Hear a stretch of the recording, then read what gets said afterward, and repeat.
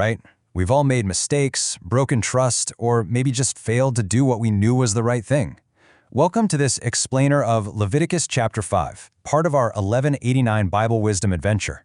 Today, we're going to take some ancient and honestly often deeply misunderstood sacrificial laws and translate them into some seriously profound modern insights on the psychology of guilt, forgiveness, and what it actually takes to repair a relationship. We've got a great roadmap for this chapter. We are going to look at the weight of guilt, the ancient ritual solution, how to decode the hidden meanings in the text, this amazing concept of grace for everyone, and finally, how to apply all of this to make things right today. So let's jump right into section 1, the weight of guilt and that lingering problem we all face.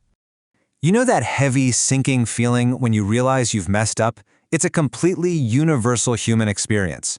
But once we realize we've broken trust or caused harm, we have to ask ourselves a really tough question. Is a simple apology truly enough to restore what was lost? Is just saying sorry actually going to fix the core issue?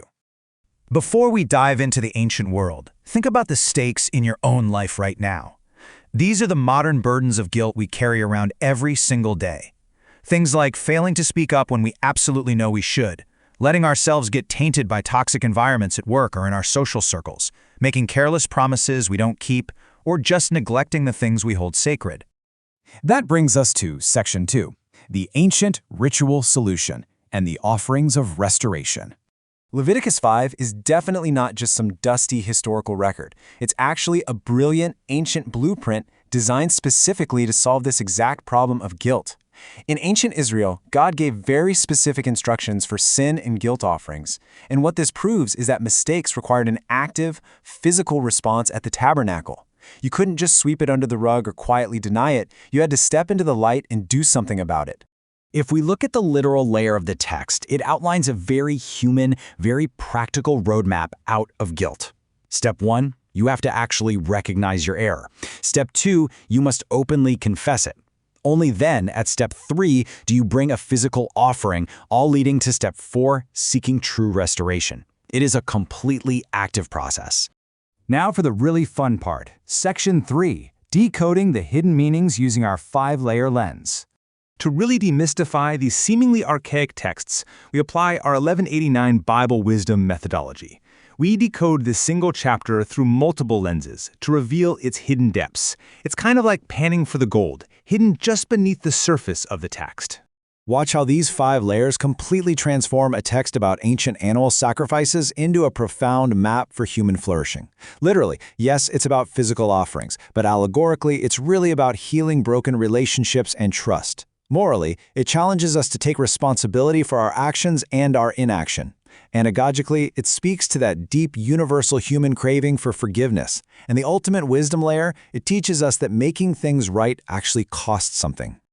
Let's put that into perspective with a totally relatable modern equivalent. What was once an ancient ritual for touching an unclean object, like a carcass, maps perfectly to the modern necessity of cleansing ourselves after participating in something like toxic workplace gossip. The context has obviously changed over thousands of years, but the human need to wash away that invisible taint, that remains exactly the same. So the absolute crux of the moral layer here is moral responsibility. And it's a tough pill to swallow.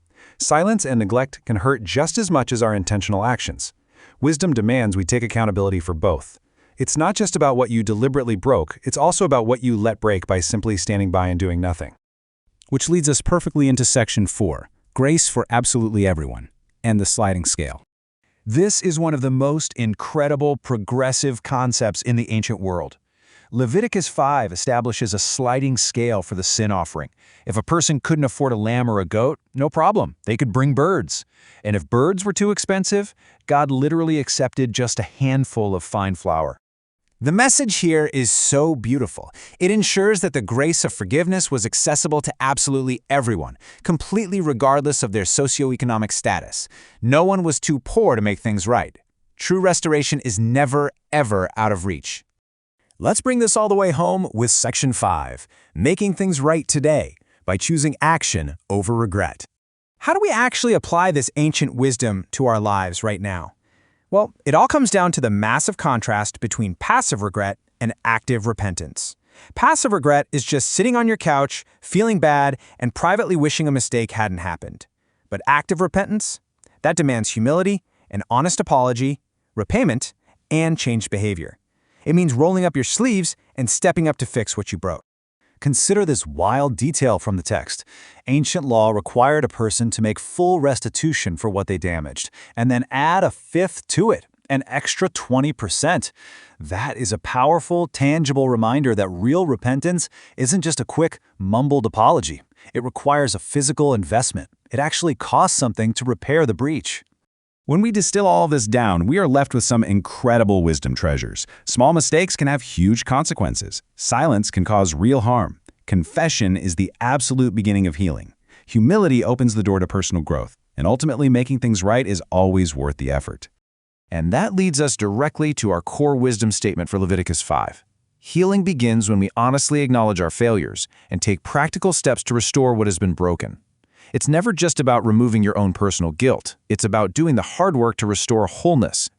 Well, with that, we have now explored 95 chapters across Genesis, Exodus, and Leviticus. That's 95 chapters uncovered, but we still have 1,094 left to explore together. Our 1189 Bible Wisdom adventure is truly only just getting started, and there is so much more gold left to uncover. I want to leave you with this one final, provocative thought. If true restoration is possible, and we've just seen that it is, what step do you need to take today? Is there a relationship you need to mend? A mistake you need to actively make right? Don't let passive regret win today. Take the step. Make it right.